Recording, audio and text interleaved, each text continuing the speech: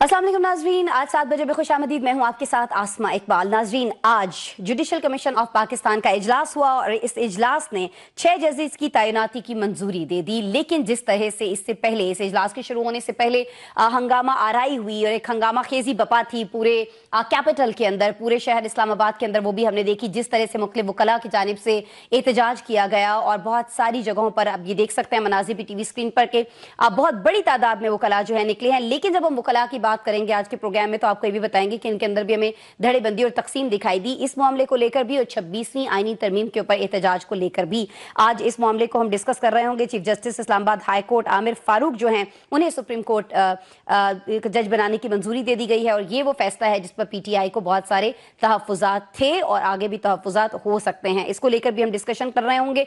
फिर जी, फौजी अदालतों में आज सिविलियंस के मुकदमात से मुतालिक केस की समाअत हुई, लेकिन वहाँ कोई भी वकील जो है वो पेश नहीं हुआ। इस पर हमने देखा कि जज साहिबान जो है वो काफ़ी बरहम दिखाई दिए। क्या उन्होंने रिमार्क्स दिए और क्यों दिए, इस पर भी हम आज डिस्कशन करेंगे। और साथ ही साथ जी, एक बहुत बड़ा बयान जो डोनाल्ड ट्रंप ने लास्ट वीक दिया था, लेकिन अब हम देख रहे हैं कि वो उस बयान पर कायम है। इस पर आज हम बात कर रहे होंगे, क्योंकि डोनाल्ड ट्रंप गाजा को खरीदने और इसकी मिल्कियत के बयान से हटने के बजाय अब हमें आगे बढ़ते हुए इस मंसूबे को लेकर दिखाई देते हैं। एक फ्लाइट के दौरान उन्होंने कुछ सहाफ़ियों से बातचीत की और उसमें गाज़ा पर काफ़ी डिटेल से उन्होंने बात की। उन्होंने कहा कि हमें गाज़ा को एक बड़े रियल इस्टेट मौक़े के तौर पर देखना चाहिए है और वो बिल्कुल भी नहीं चाहते हैं कि गाज़ा के लोग जो हैं वो दरबदर हों। इसलिए वो ख़ास तौर पर सऊदी अरेबिया से बात करेंगे, मशरिक़ वस्ता के दीगर ममालिक से बात करेंगे कि वो इनको पनाह दें तब तक जब तक हम यहाँ पर डेवलपमेंट का काम जो है वो मुकम्मल नहीं कर लेते हैं।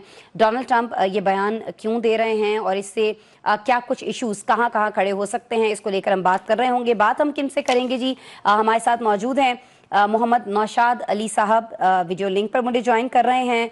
डॉक्टर अब्दुल वदूद कुरैशी साहब को आप देख सकते हैं, मेरे साथ स्टूडियो में तशरीफ़ रखते हैं। शराज हसनात साहब ने हमें ज्वाइन किया है लाहौर से वीडियो लिंक पर, और मुझे ज्वाइन कर रहे हैं आगा इकरार हारून साहब इस्लामाबाद से। तमाम साहिबान जो हैं सीनियर तज्ज़ियाकार हैं। गुफ्तगू का आगाज़ जो है मैं चाहूँगी कि शराज हसनात साहब मैं आज आपसे करूँ। शराज साहब, क्या ये पॉसिबल नहीं है कि पाकिस्तान में कोई भी मामला जिसका तय किया जाना हो, ख़ास तौर पर अगर वो मामला अदालती निज़ाम को लेकर जुड़ा है, तो उसमें हंगामा खेजी ना हो और बड़ी खुशउस्लूबी से जो चीज़ें हैं ये तय हो सके? Sir, thank you very much Asma साहिबा। बिल्कुल ये तय है कि पाकिस्तान में अदल का निज़ाम होना चाहिए, पाकिस्तान में इंसाफ का निज़ाम होना चाहिए, पाकिस्तान में हर चीज मेरिट पे होनी चाहिए, और यही चीज पाकिस्तान बनने की वजह थी, यही चीज हमारे आईन और कानून का हिस्सा है। मगर बदकिस्मती ये है कि जब हम उसको रोन देते हैं और रोंदने के बाद जब हम उस जबर पे कायम रहते हैं, तो फिर हम इस चीज पे मुनस्सर हो जाते हैं कि फिर हम आगे जो निजाम चला रहे हैं उसके ऊपर भी कोई प्रोटेस्ट ना हो, उसके ऊपर भी कोई अपनी आवाज बुलंद ना करे, और कहीं पे भी कोई उसके साथ चले ना चले। हम ये समझते हैं कि जब हमने कहीं ना कहीं ला कानूनियत की इंतहा कर दी और कहीं ना कहीं हमने आइन और कानून की धज्जियां उड़ा दी, तो उसके ऊपर कोई बोले ना। और वहां पे फिर जब हम मेरिट की बात करते हैं तो उस मेरिट्स के डीमेरिट्स को देखने के लिए कहीं ना कहीं लोगों को, और खास तौर पे जो लॉयर कम्युनिटी है, जो सिपह सलार हैं, जो पासदारान हैं इस लॉ के, इस जुडिशरी के, इस आइन के जो मरकजी किरदार है, उनको कहीं ना कहीं सामने निकलना पड़ता है और उनके साथ फिर कहीं ना कहीं अवाम और पॉलिटिकल पार्टीज भी सामने आती हैं। तो हमारी बदकिस्मती ये कह लें कि हमने जो मेरिट्स सेट किए हैं अपने तौर पे, वो आइन और कानून के ऊपर पूरी तरह अमल दरामद नहीं होते, और हम उन्हें नजरिया जरूरत के तहत अपनी मर्जी का बना लेते हैं। और जब हम उन्हें अपनी मर्जी का बना लेते हैं तो हम ये समझते हैं कि अब हमें उनकी पासदारी करने के लिए हर चीज को रोनते हुए चले जाना है, जो मेरा ख्याल है किसी भी डेमोक्रेटिक सिस्टम में पॉसिबल नहीं है। और यही वजह है कि जहां पे भी कहीं ना कहीं कोई लाकानूनियत होती है, कोई आइन के खिलाफ बात जाती है, चाहे वो किसी भी तरीके से आइन में शामिल की जाए, सबको पता है कि हम 26वीं तरमीम की बात कर रहे हैं, उससे पहले की तरमीमों की बात कर रहे हैं, तो वहां पे फिर कहीं ना कहीं किसी ना किसी को तो इस परचम को उठाना है, चाहे वो लॉयर हो चाहे आम आदमी हो, वो कहीं ना कहीं बाहर निकलेगा और जिस हद तक भी वो उसके खिलाफ आवाज उठा सकेगा वो आवाज उठाएगा। ठीक हो गया शराज साहब। अच्छा, मैं नौशाद साहब आपकी तरफ आना चाहूंगी। जजिस की तकर्री जिसके हवाले से हम बात कर रहे हैं, जो कि पहले ही हम जानते हैं मुतनाज़ हो गई और बहुत बुरी तरह से मुतनाज़ हुई, जिस तरह से जस्टिस मंसूर अली शाह और जस्टिस मुनीब भी इस इजलास से अलग हो गए थे। इसके शुरू होने से पहले उन्होंने एतराज़ उठा दिया था, लेकिन उसके बावजूद ये इजलास भी हुआ और इसमें जजिस के नाम भी सामने आ गए। लेकिन सर, आपको नहीं लगता कि जो जजिस इस तरह के माहौल के अंदर अपना मनसब संभाल रहे होंगे, कहीं ना कहीं उनके जो फैसले हैं उनकी साख जो है वो मुतासिर हो रही होगी? नौशाद साहब, بسم اللہ الرحمن الرحیم. دیکھیے مسئلہ یہ ہے کہ جب آپ ہر چیز کو سیاسی بنیاد پر پرکھیں گے یا سیاست کی نظر کر دیں گے تو یقیناً پھر آپ کی یہ بات کسی حد تک درست ہو سکتی ہے کہ جو منصب سنبھال رہے ہیں ان کی ساکھ پر پبلکلی یا میرے اور آپ کے تجزیے کی حد تک یا عوام میں جو ہے سیاسی بنیاد پہ اس پہ کہا جا سکتا ہے. کیونکہ اگر آپ غور کریں تو جج صاحب جو بھی کسی بھی اس کے ہوں ہائی کورٹ کے وہ یقیناً معزز جج ہیں اور تمام ججز جو ہیں وہ برابر ہوتے ہیں, یقیناً وہ میرٹ پر ہی وہاں پر پہنچے ہیں. اب مسئلہ یہ ہے کہ جو 26ویں آئینی ترمیم ہے کسی کو اس سے اختلاف ہو سکتا ہے, کوئی اس سے اتفاق کر سکتا ہے. یہ معاملہ سپریم کورٹ سے شروع ہوا تھا, لیکن آپ یہ بھی دیکھیے یہ جو ابھی ہم نے جناب عدل و انصاف, میرٹ اور دھجیاں اور پتہ نہیں یہ بڑا کوئی یہ مسئلہ اور یہ اور وہ, آپ نے 6 جو بار ایسوسییشنز ہیں ان کا مشترکہ اعلامیہ آپ نے دیکھا ہے, وہ بھی تو یقیناً جو ہے وہ کیا سمجھتے ہیں, ان کے نزدیک میرٹ کچھ اور ہے, شیراز صاحب کے نزدیک میرٹ کچھ اور ہوگا, یا پاکستان تحریک انصاف کے نزدیک میرٹ کچھ اور ہوگا, لیکن باقی دیگر سیاسی جماعتوں کے نزدیک میرٹ کچھ اور ہے. سو میرٹ کی جو ڈیفینیشن ہے اس کے اوپر بھی اب مسائل ہیں, کیونکہ آپ کے ہاں پولیٹیکل پولرائزیشن بہت بڑھ چکی ہے. مختصراً ہمیں یہ بتا دیجیے گا کہ جو ان فیکٹ جو اصل میں ایکچولی جو میرٹ ہونا چاہیے ہے اس کے مطابق آپ کو لگتا ہے کہ سارا عمل ہوا ہے سر؟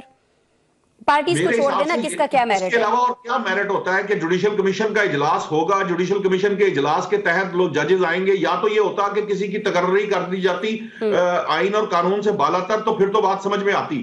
اب آپ یہ کہیں کہ جناب جوڈیشل کمیشن ہو رہا ہے جو ایک قانونی اجلاس ہے, ایک آئینی ترمیم ہوئی ہے, بار بار یہ بات ہم یہاں اس فورم پہ کر چکے ہیں کہ دیکھیے آئینی ترمیم ہوئی ہے, اگر کسی کو اس سے اختلاف ہے تو اس کو انڈو کرنے کا صرف ایک ہی طریقہ ہے کہ آپ اسمبلیوں میں اس سے زیادہ تعداد میں لوگوں کو لا کر, چاہے آپ اغوا کر کے لائیں, چاہے آپ ان کو مار پیٹ کے لائیں. ہمیں وہ وقت یاد ہے جب کہا جاتا تھا یہ تو پھر آئینی ترمیم کی بات ہے, ہمیں تو وہ وقت بھی یاد ہے جب نارمل قانون سازی کے لیے بھی کہا جاتا تھا کہ جب تک ایجنسیوں کی مدد نہ لی جائے وہ نارمل قانون سازی بھی نہیں ہو سکتی. تو اس طرح کے ماحول کے بعد آج آپ یہ بات کر رہے ہو تو بڑی عجیب سی بات لگتی ہے. اور جب میرٹ یہ جو جتنے بھی لوگ آ چکے ہیں وہ ایک قانون اور آئین کے تحت ایک پراپر پروسیجر کے تحت آئے ہیں, کسی کو اختلاف اپنی جگہ, لیکن اس 26ویں آئینی ترمیم کے بعد جو قانون بن چکا ہے, جو آئین کا حصہ ہے, اس کو نہ ماننے والا جو ہے وہ یہ تو کہہ سکتا ہے میں اس کو نہیں مانتا,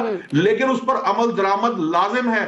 یہ بھی آئین کے اندر درج ہے کہ جب آئین بن جائے گا, آئین کے اندر ترمیم ہو جائے گی اور قانون بن جائے گا تو اس پر عمل درآمد جج کے لیے, دوسرے لوگوں کے لیے, عام شہریوں کے لیے اس کو اوبے کرنا لازم ہے. اس کے باوجود قانون کو نہیں مانتے. ٹھیک ہے نشاط صاحب, میں یہ اگلی بات جو آپ سے کرنا چاہی تھی, میرے خیال میں وقت ہمارے پاس کم ہوتا ہے ایک ٹاپک کو ڈسکس کرنے کے لیے, میں عبدالودود قریشی صاحب آپ سے پوچھ لیتی ہوں.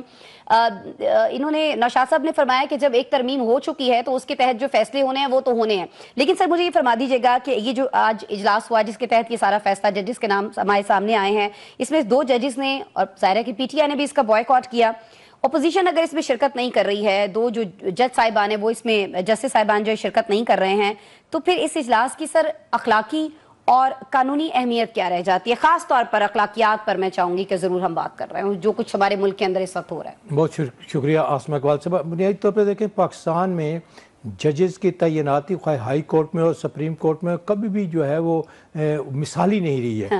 شروع میں یہ ہوتا تھا کہ وزارت قانون, وزیر اعظم اور صدر جو ہے وہ تعیناتی کر دیتے تھے, اسی طرح گورنر صوبے میں کر دیتے تھے, اعتراض تھا. اس اعتراض کو ختم کرنے کے لیے اور انتظامیہ سے الگ کرنے کے لیے حبیب الباب خیری صاحب نے الجہاد ٹرسٹ کے تحت ایک رٹ دائر کی, اس میں پھر ججز کی تعیناتی کا ایک طریقہ کار وضع کر لیا گیا.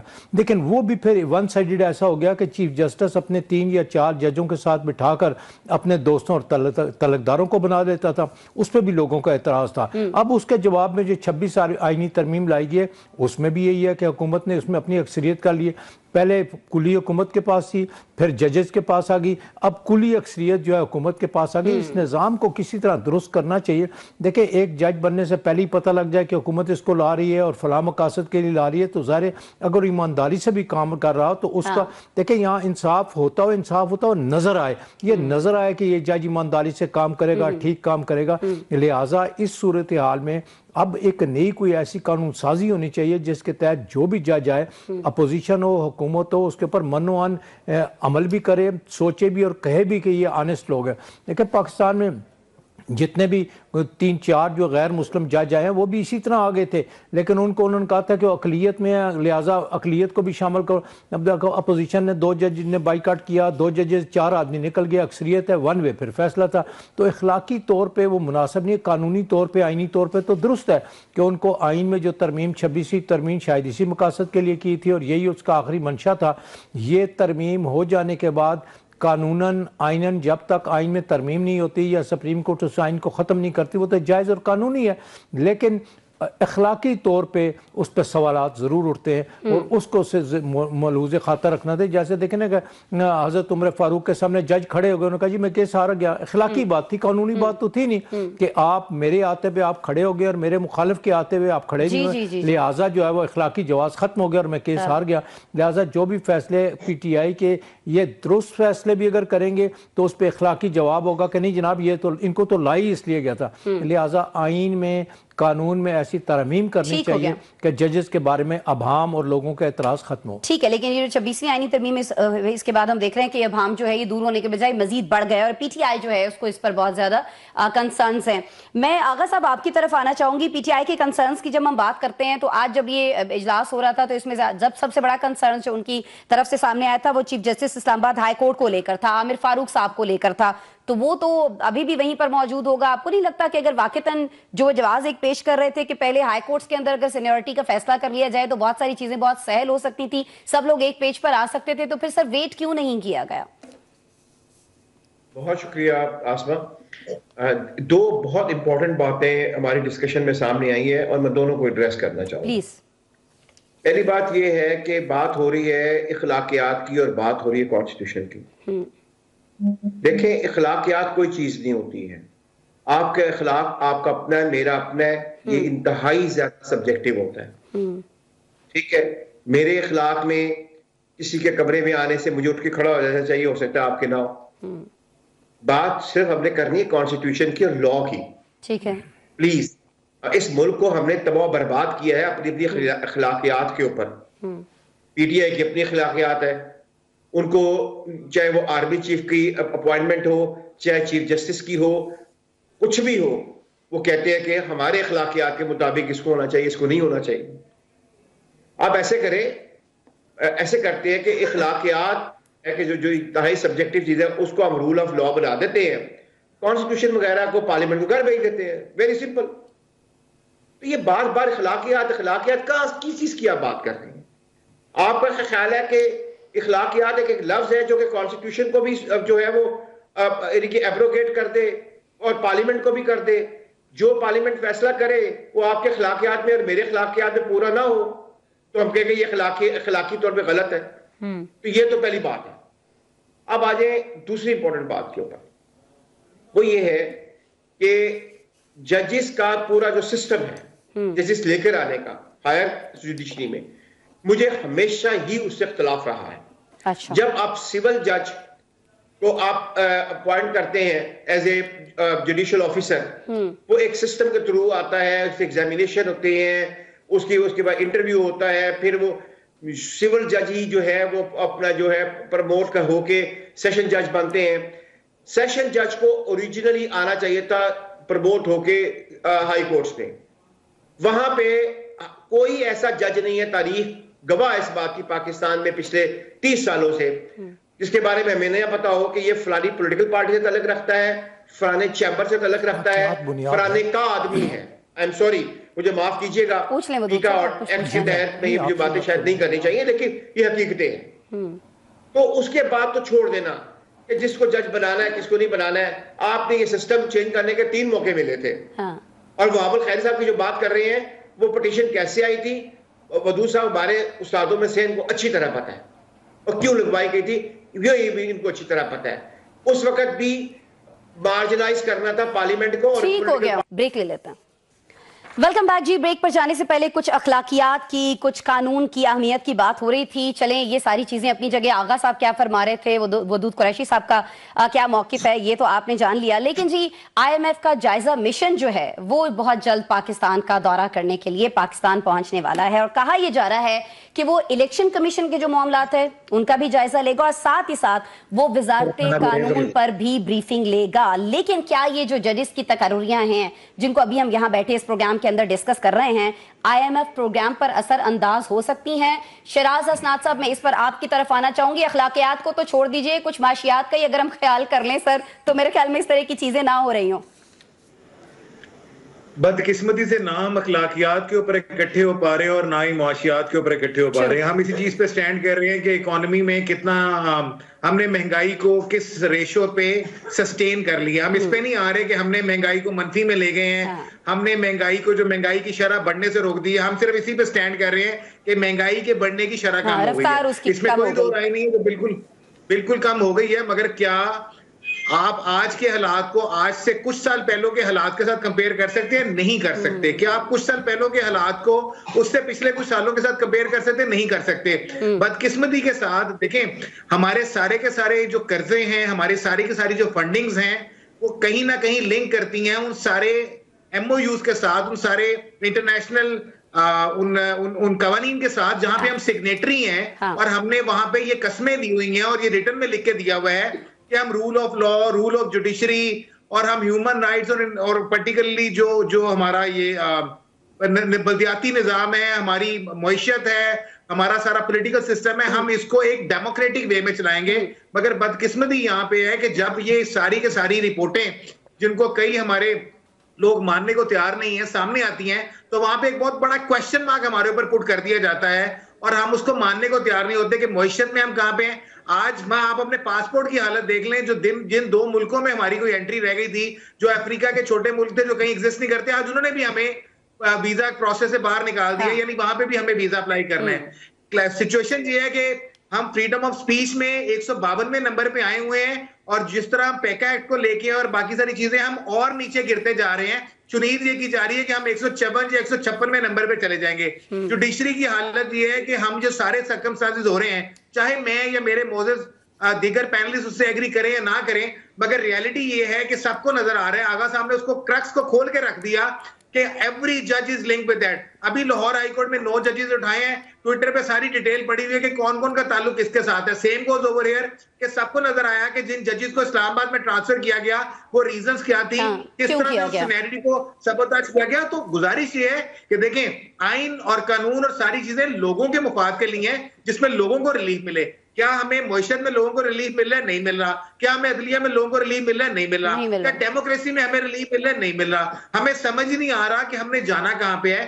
और मईशत की सूरत हाल ये है कि हम उन चंद एक फिगर्स के ऊपर स्टैंड कर रहे हैं जो IMF हमें दे रहे हैं। हम ये रियलाइज नहीं कर रहे कि आने वाले दिनों में हमने IMF को जो उसके कर्जे वापस करने हैं, उसके बाद हमारे रिजर्वायर्स कहां पे चले जाएंगे। हम बाकायदा, आई एम सॉरी टू से दिस, बट हम दोबारा से कशकोल उठा के लोगों के आगे फिर रहे हैं कि कहीं ना कहीं बलूचिस्तान में इन्वेस्टमेंट करो, कहीं ना कहीं हमें यहाँ पे एड दो, हमें पेट्रोल दो, फॉरेन इन्वेस्टमेंट लेके आए। The international companies are leaving Pakistan because of that uncertainty, और उस पे हमें जवाब देना। और IMF के साथ ठीक हो गया। एक तरफ कशकोल है। शराज साहब, ये बड़ा आपने सही मेरे ख्याल में कहा कि हम फिर से कशकोल जो है वो तैयार कर रहे हैं, उसकी सफाई सुथराई कर रहे हैं कि दोबारा से उसमें हम कुछ ना कुछ मांग सकें।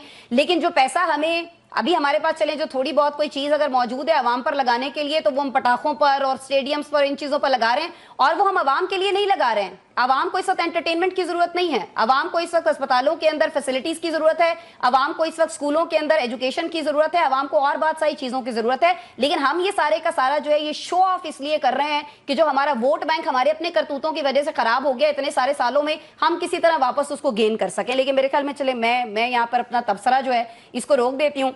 नौशाद साहब, मैं आपकी तरफ आती हूँ, आप फरमा दीजिएगा सर जी, ये जब IMF का जायजा मिशन यहाँ पर पहुंचेगा, इलेक्शन कमीशन ने क्या कुछ किया, फॉर्म 45-47 की बात से आगे बढ़कर अभी जो रिसेंटली जो कुछ हुआ है, और खासतौर पर वजारत कानून पर जब उसको ब्रीफिंग दी जाएगी, फिर दीगर मामला भी डिस्कस होंगे, इमरान खान के केसेस हों या दीगर लोग, और खासतौर पर ये जो कहा जा रहा है कि सिविलियंस के जो मिलिट्री ट्रायल्स होने चाहिए, नहीं होने चाहिए, तो सर आपको लगता है कि IMF हमारे लिए कोई नर्म गोशा रखेगा?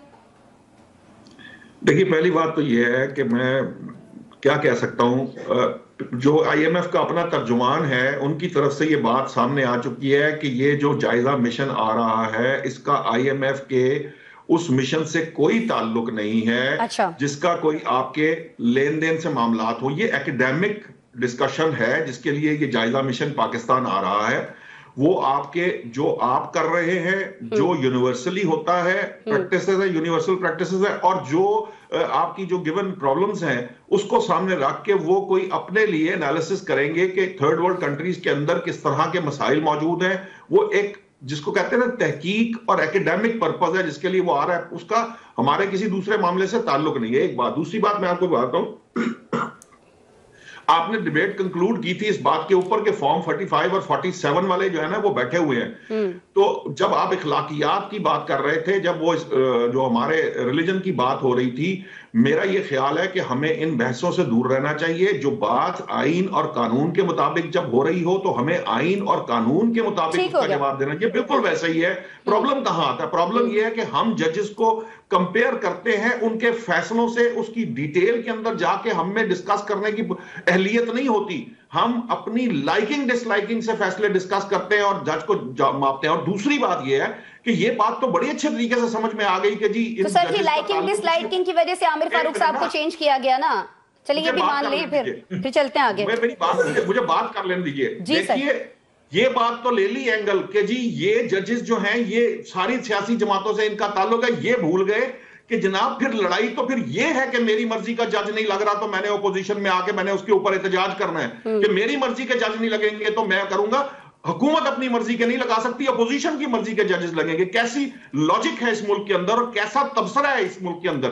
اور دوسری بات یہ ہے کہ جس کو اکانومی کی سمجھ نہ ہو اس کو معیشت پہ یا دیکھیں نا، میں ایک ٹاپک کو سمجھتا نہیں ہوں، مجھے اس کے اوپر ڈیبیٹ نہیں کرنی چاہیے. یہ بات شیراز صاحب کی 100% درست ہے کہ مہنگائی میں کمی نہیں ہو رہی، مہنگائی بڑھنے کی رفتار میں کمی ہوئی ہے. جو گزشتہ چند سالوں میں جو مہنگائی لیپس اینڈ باؤنڈز میں بڑھتی رہی ہے، اب اس کے اندر وہ پرانی جو 6 سال پہلے 10 سال پہلے یا 4 سال سے کمپیریزن نہیں ہو سکتا. یہ تو ابھی معاملہ یہ ہو رہا ہے کہ مہنگائی پچھلے سال اس رفتار سے بڑھ رہی تھی، اب اس کم رفتار سے بڑھ رہی ہے، لیکن ابھی وہ منفی کی طرف تو بہت دور کی بات ہے. یہ بات درست ہے، لیکن یہ بات بھی درست ہے کہ آپ کی معیشت کے اندر جو سچویشن تھی جب آپ ڈیفالٹ پہ کھڑے تھے، آپ کس جگہ پہ تھے، اور وہاں سے جب آپ کے پاس 4-4.5 ارب ڈالر کے ذخائر تھے، ریزروائرز تھے، آج آپ کے پاس وہ ریزروائر 16 ارب ڈالر کے قریب. ٹھیک ہو گیا جی. آپ یہ سمجھتے ہیں کہ چیزیں جو ہیں وہ بہتری کی طرف جا رہی ہیں. میرے پاس ٹائم کم ہے. نوشاد صاحب آپ کا پوائنٹ آ گیا نا. آپ کہہ رہے ہیں کہ حکومت معیشت کو لے کر بھی جو اقدامات کر رہی ہے ان کی تعریف کی جانی چاہیے. چلے مختصراً میں یہ کہہ دیتی ہوں. میں تعریف کی بات نہیں کر رہا، میں نے آپ کو کہا اکانومی، آپ یہ نہیں کہہ سکتے کہ اکانومی جو ہے وہ بالکل درست ہو گئی، لیکن یہ بھی نہیں ہے کہ اکانومی جو ہے وہ پہلے کی طرح ڈکلائن کر رہی ہے. سر آپ یہ کہہ رہے ہیں نا، چلے کہ اگر بہت بہتری نہیں آئی، آپ یہ فرمانا چاہ رہے ہیں کہ اگر بہت کوئی تیزی سے کوئی ترقی کی جانب اگر نہیں بڑھ رہے ہیں معیشت کو لے کر تو ہم اس طرح سے تنزلی کی طرف بھی نہیں جا رہے ہیں جس طرح سے پچھلے ادوار میں جائے تھے. آپ کا پوائنٹ سر آ گیا. اس پر عبدالودود قریشی صاحب سے پوچھ لیتے ہیں. قریشی صاحب آپ فرما دیجئے گا. دیکھیں پہلی بات تو ہے انہوں نے کہا آئین اور قانون. دیکھیں میں آئین کی بات کر رہا ہوں. آئین میں یہ بات لکھی ہوئی ہے کہ قرآن و سنت کے خلاف کوئی قانون نہیں بنے گا اور وہ سپیریئر ہوگا. اب 60 دنوں میں انتخابات کرانے کے بجائے 1 سال میں کروایا، کدھر آئین ہے اور کوئی کدھر قانون ہے. ہمیشہ اخلاقیات ہے. اسٹالن کو لے لے، لینن کو لے لے، کسی بھی فلاسفر کو لے لیں، اس نے نہیں کہا کہ تمہاری اخلاقیات الگ ہے میری اخلاقیات. میں اگر چاہتا ہوں قریشی صاحب بہت معذرت کے ساتھ سر. نوشاد صاحب 1 سیکنڈ مجھے دیجیے گا. قانون اور قرآن پاک اور اس سے کیا معاملہ ہے؟ کیوں ہم اس کو اسلام کو بیچ میں لے آتے ہیں؟ آئین میں لکھا ہو نا، آئین میں اب ختم کر دیں. 26 تاریخ کا 26ویں آئین کے آئینی ترمیم کے تحت نوشاد صاحب آپ آئین میں ترمیم کر لیں، 27ویں ترمیم کر لیں کہ کوئی آئین اور قرآن کے خلاف ہم جو مرضی قانون بنائیں گے. آپ یہ کرتے کیوں نہیں ہیں؟ کیسے قانون اس کے خلاف ہو گیا؟ شیراز صاحب کچھ ایڈ کرنا چاہ رہے ہیں. 1 سیکنڈ نوشاد صاحب کر لیتے ہیں اپنی مرضی کے مطابق اور پھر جب اس کو اسپیسیفک جگہ پہ کوٹ کر دیتے ہیں. نوشاد صاحب قرآن اور سنت تو آئین میں لکھا نا، ختم کریں نا. آپ آئین میں اس میں ختم کرنا چاہتے ہیں کر دیں. بریک لے لیتے ہیں. بریک کے بعد ملیں گے تو ڈونلڈ ٹرمپ کا ذکر ہوگا، غزہ کا ذکر ہوگا. वेलकम बैक जी। जिक्र होगा डोनाल्ड ट्रंप का जो गाजा को खरीदने और इसकी मिल्कियत के बयान पर कायम है। न सिर्फ इस पर कायम है बल्कि इस पर भी कायम है कि गाजा के लोगों को यहां से निकलना होगा, यहां से कहीं और मुंतकिल किया जाएगा। अल्फाज वो कोई भी इस्तेमाल कर रहे हों लेकिन मकसद उनका यही है कि गाजा की इस पट्टी को फलस्तीनियों से खाली कराया जाए। हमास का इस पर सख्त रिएक्शन सामने आ रहा है जी। दीगर ममालिक भी इस पर बहुत सारी अपनी आरा का भी इजहार कर रहे हैं। बहुत सारे ममालिक जो है इस पर हमें तनकीद करते भी दिखाई देते हैं। लेकिन वजह क्या है, क्यों ट्रंप साहब जो है वो इस तरह का बयान दे रहे हैं, ये हम जान लेते हैं। शराज साहब, पहले मैं आपकी तरफ आऊंगी। हम देख रहे हैं कि पहले गाजा में जो जंग बंदी है उसका सहरा जो है वो ट्रंप जो है वो अपने सर पे सजाते हैं। वो कहते हैं जी कि मैंने कुछ ऐसा कर दिया है ये कुछ ही दिनों के अंदर कि गाजा में जंग बंदी हो गई है। लेकिन अब ये जो गाजा पर कंट्रोल का फैसला है सर, इससे क्या हासिल करना चाह रहे हैं ट्रंप साहब? आपको ये रियलाइज करना है कि इस वक्त जो गजा की पट्टी है उसके नीचे कितने रिजर्वायर्स मौजूद हैं, वहां पे गैस के कितने रिजर्वायर्स हैं, वहां पे अपना पेट्रोलियम के कितने रिजर्वायर्स हैं, वहां पे दूसरे मादनियात कितने हैं।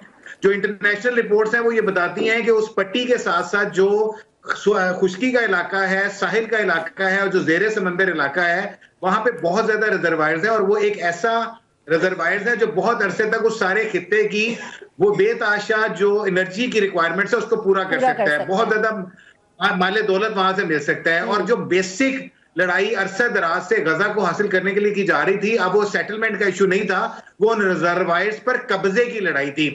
तो इसराइल भी ये चाह रहा है। अब इसराइल के साथ उसके हिमायती अमेरिकन मिल गए हैं और प्रेसिडेंट ट्रंप का ये बयान बहुत ही अफसोसनाक है। इसको बहुत कंडेम किया जाता है, ना सिर्फ मुस्लिम उम्मा से कंडेम कर रही है बल्कि इंटरनेशनली जो बहुत ज्यादा अमेरिकन अलाइज हैं वो भी इसको बहुत ज्यादा कंडेम कर रहे हैं और किसी भी सूरत इसको मानने को तैयार नहीं है। लेकिन सर इसाबदार साहब जो हैं, शराज साहब चलते चलते टाइम चूंकि मेरे पास कम है, मेरे ख्याल में आपने जितना अपना मौक़िफ़ देना था उसके लिए तो टाइम खत्म हो गया। मुझे बस ये बता दी, इसाबदार साहब अमेरिका का नाम क्यों नहीं ले रहे, इजराइल का नाम ले लेके क्यों सर तनकीद किए जा रहे हैं, मजम्मत किए जा रहे हैं? अभी मैंने आपसे गुजारिश की कि आईएमएफ का फंड किसके ऊपर डिपेंड करता है। अगर आप अमेरिका का नाम लेंगे तो पहले ही आप उनके साथ सिंक नहीं है पॉलिसी में। आपको नजर आएगा कि अमेरिकन किस तरह प्रो इमरान की कैंपेन चल रही है, आप उसको काउंटर नहीं कर पा रहे। अगर इस वक्त आप अमेरिकन को कंडेम कर देंगे, आप अपने लिए न्याज आप खोल देंगे, पॉलिटिकली आप ऑलरेडी वीक है, कहीं पे एग्जिस्ट नहीं कर रहे, ढूंढते फिर रहे आप अमेरिकन गवर्नमेंट में कनेक्शंस को, तो कैसे आप अमेरिकन को कंडेम कर सकते हैं? लिहाजा पाकिस्तानी गवर्नमेंट इस पर भी सियासत खेल रही है और मैं दोनों अपने सीनियर से इजाजत के साथ कि अखलाकियात का जनाजा निकाल रहे हैं जिसमें वो अमेरिका को छोड़ के इसराइल पे इल्जाम लगा रहे हैं। अब लोग सोच रहे होंगे अखलाकियात के जनाजे पे हंस क्यों रहे हैं? भाई बिल्कुल नहीं हंस रहे, हम किसी और बैकग्राउंड में चूंकि बात हो रही, किसी और कॉन्टेक्स्ट में हो रही है। आगा साहब, चले मैं आपकी तरफ आ जाती हूँ। पाकिस्तान क्या रिएक्शन दे रहा है, क्यों दे रहा है, ये तो वजह हमें मालूम भी है, कुछ शराज साहब ने भी हमें क्लियर भी कर दिया। सर आप फरमा दीजिएगा कि सऊदी अरेबिया का क्या इस पर रिएक्शन आ सकता है, क्योंकि बार बार ये कहा जा रहा है ट्रंप की जानिब से कि कोई और मुल्क मशरिक वस्ता से इस सारे मामले के हवाले से मेरा साथ दे ना दे। सऊदी अरेबिया से मुझे बहुत ज्यादा उम्मीद है कि वो मेरे साथ खड़ा होगा। पहले तो सऊदिया ने कहा कि बिल्कुल ऐसा नहीं है, हम मजम्मत करते हैं। अभी आपको लगता है कि बहुत देर तक ये मजम्मत की जा सकेगी उसकी जानिब से, जब वो इतनी बड़ी सरमायाकारी भी करने जा रहे हैं यूएस के अंदर? सर जी, जो उनका बयान है सऊदी का वो बड़ा क्लियर है, उन्होंने कंडेम किया है। उन्होंने ये कहा है कि जो पैलेस्टीनियन है वो इमिग्रेंट नहीं है, उनकी अपनी एक लैंड है और उनको लैंड से नहीं निकाला जा सकता है। इंटरनेशनल मीडिया, खासकर पाकिस्तानी मीडिया, एक बहुत बड़ी चीज को मिस कर रहा है, तो मैं आपसे शेयर करना चाहता हूँ। वो ये है कि जो स्टेटमेंट पास की है ना ट्रंप ने, उसके एक पैरे में ये भी है कि हमारी बात हो गई है इजराइल गाजा को हमारे सपुर्द कर देगा। मीनिंग बाय कि ट्रंप ये कह रहा है कि ऑलरेडी गजा जो है इट इज ऑक्युपाइड और अंडर द कंट्रोल और द ओन्ड बाय इजराइल। ये इंपॉर्टेंट जो जिसको कहते हैं ऑपरेटिंग पैरा, हमारा मीडिया शदीद तरीके से मिस कर। पहली बात 2023 में यूएनजीए जो इजलास होता है उसमें जो स्पीच की थी नेतन्याहू ने, और एक उसने मैप दिखाया था। ये ट्रंप साहब कह रहे हैं वो उसी मैप की ही आप कह सकते हैं एक्सटेंशन है। उस मैप में यही कहा गया था कि एक जो कनेक्टिविटी है जो इंडिया से शुरू होगी, मिडिल ईस्ट से गुजरती हुई आएगी, इजराइल में से जाके टच करेगी उसको अपना मेडिटेरियन सी को, और ये बहुत बड़ा टूरिज्म स्पॉट बनेगा। उसके बीच में इजराइल, उसमें फलस्तीन की रियासत नहीं थी। और उसमें भी यही था, आपने वो तकरीर मिस की है 2023 की नेतन्याहू की, उसमें था कि ये बहुत बड़ा इंटरनेशनल डेवलपमेंट का हब बनेगा, इसीलिए तो उन्होंने पहला उसको सारा रेस कर दिया है। क्या वहां पे कंस्ट्रक्शन होंगी, वहां पे आप समझे कि एक टूरिज्म डेस्टिनेशन बनेंगी, ये सब कुछ 2023 में जो कहा था वो ट्रंप आज सब कुछ आपको वही कह रहा है, फर्क कोई नहीं है इसमें, हम लोग से मिस कर रहे हैं चीजों। ठीक हो गया, ठीक हो गया। अच्छा आगा साहब, लाइक आपने गुफ्तगू की बताया कि ट्रंप ये चाहते हैं, उनके दामाद भी कुछ इसी तरह की प्लानिंग लेकर, और वो बड़ी, इस पर हमने देखा कि वसतुल्लाह साहब ने एक बड़ा जबरदस्त कॉलम भी इस पर बीबीसी के ऊपर लिखा, उसमें बहुत सारी चीजें बहुत वाज़ेह हैं। अच्छा मैं नौशाद साहब आपकी तरफ आना चाहूंगी। अक़वाम मुत्तहिदा का इस बारे में कहना यह है, जब हम फलस्तीनियों को, चलें अगर हम ये सोच लें कि जी वाक़तन फलस्तीनियों की फलाह के लिए किया जा रहा है, हालांकि वी ऑल नो कि ऐसा नहीं है। मकासद क्या है वो आगा साहब ने भी अपनी गुफ्तगू में बता दिया, किस तरह से नेतन्याहू के मंसूबे के ऊपर, किस तरह से वो कह रहे हैं कि जी नेतन्याहू के कहने पर उनसे हम ये इलाका लेंगे, क्योंकि वो उनको क्लियर कर रहे हैं कि जी ये है तो उन्हीं के पास है।